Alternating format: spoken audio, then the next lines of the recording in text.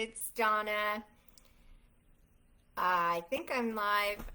Welcome to Q&A Thursdays. This is my very first one. I'm so excited. And I have a question that came in from Greg. Thank you, Greg. So we'll be answering your question in a minute.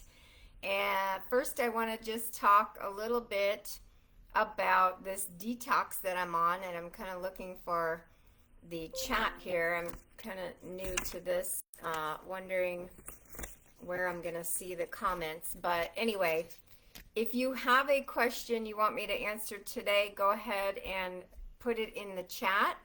I will answer it today. If I don't get to it, I will answer it next week. I'm going to be here every Thursday at noon Pacific, 3 o'clock Eastern, to answer your questions and to talk about holistic and alternative health and wellness topics that I have been following, practicing, educating on for many years now. And what I want to talk about today is the detox that I'm on. I'm on a heavy metal detox, not just heavy metals, but parasites, mold, fungi, bad bacteria, candida.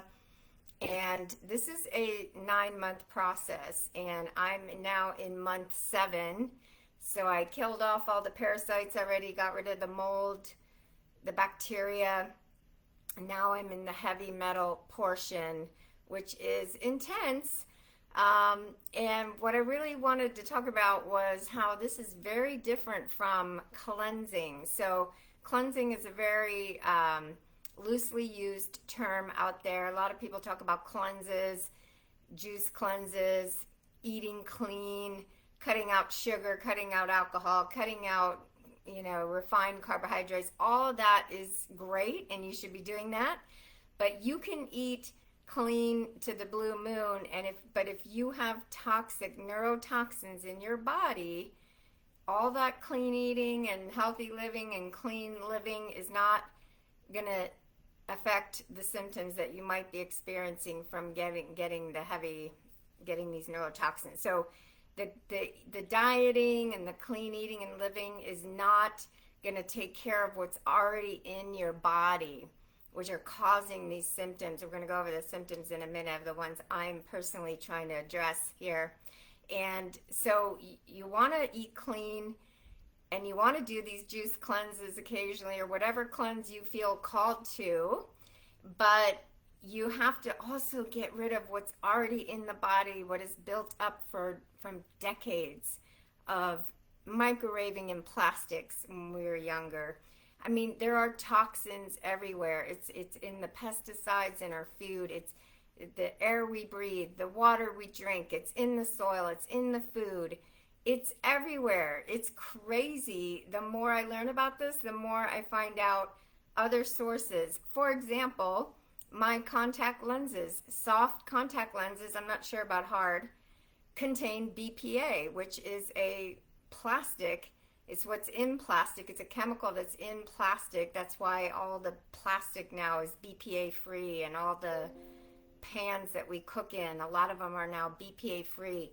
They're actually in contacts. So I've been wearing these since I've been 16 years old.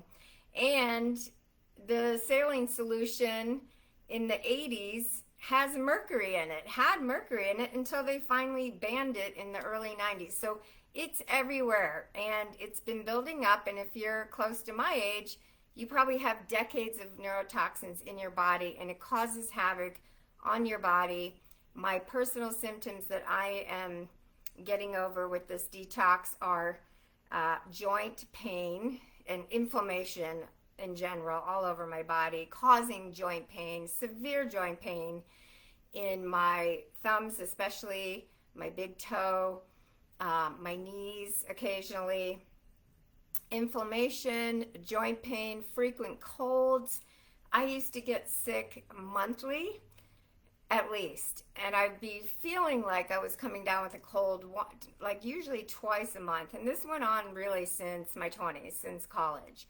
I have not gotten sick. The first cold I got was about 3 weeks ago, and I hadn't gotten sick yet this year, and I used to get sick every month. So that already has been one major change for me. But frequent colds, insomnia, high cortisol, hormone imbalance in general, all of this caused by these neurotoxins, amalgam fillings, belly fat that I can't get rid of because of the high cortisol, thyroid issues, so many issues that are caused by these neurotoxins. So what I really wanted to, I'm going to go into a lot of this in other lives, but what I really wanted to just tell you today was about the cleansing and how this is not a cleanse I'm doing. This is literally taking strong herbs that you're used to kill off the parasite and the mold, for example, and binders that pull it out of their body. So right now I'm in the heavy metal phase, and I am off the charts high in mercury, arsenic, BPA, which is not a metal, but it's a chemical, glyphosate, I was very high in as well.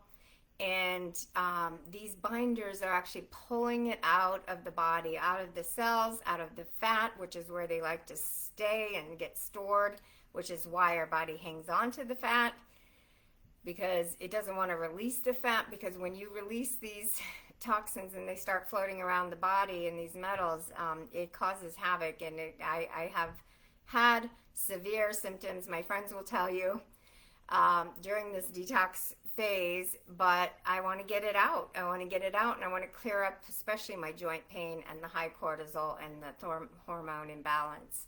So cleansing and detoxing with binders is very different. I'm actually taking these binders as pulling it out of the body.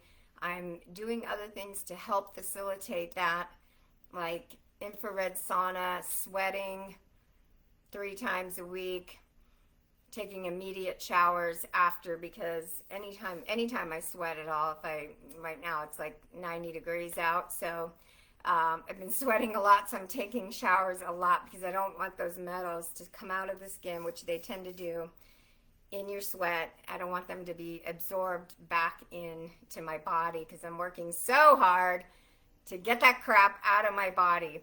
So post a comment below if you have any questions about this, and I'd be happy to answer them. And in the meantime, we had a question come in, and that was around Greg asked, is it better to eat grass-fed beef or Pacific salmon? So I have some thoughts around that. First of all, I think they're both great if they're from good sources and meet certain criteria. So Pacific salmon, way better than farmed. I would not eat farmed salmon. They're pumped with hormones. They're living in small quarters. I don't even know everything, but I just stay away from farmed any fish. And even though fish, now is wild caught, there is so much heavy metal, especially mercury, in the fish. So salmon, if you're going to eat any fish, I would eat the smaller fish and not the big fish like tuna. Tuna eats all the small fish, so they just get this whole accumulation of heavy metals and mercury especially.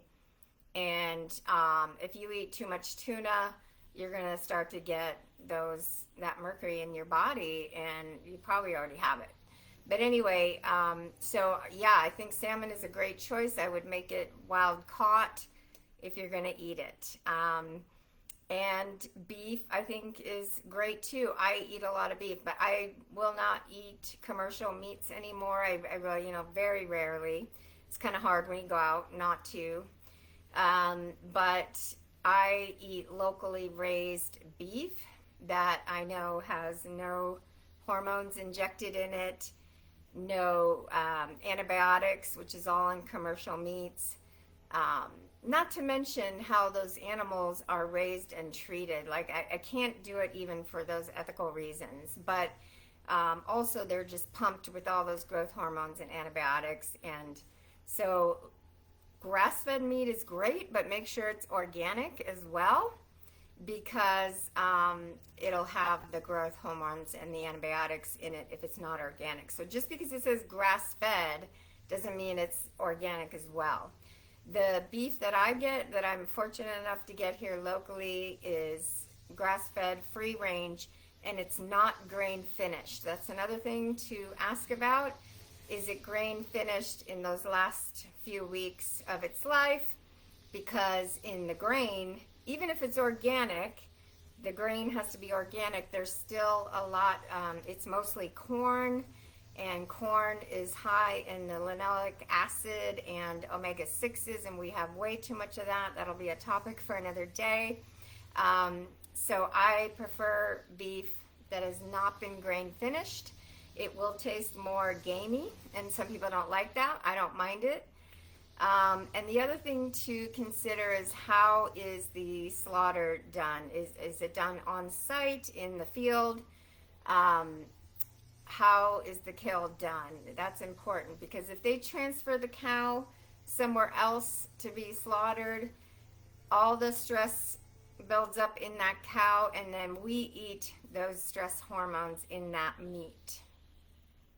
So that, hopefully, Greg, answers your question about the two. I would just do both, but just follow those guidelines as best as you can. I know it's not easy and it's expensive.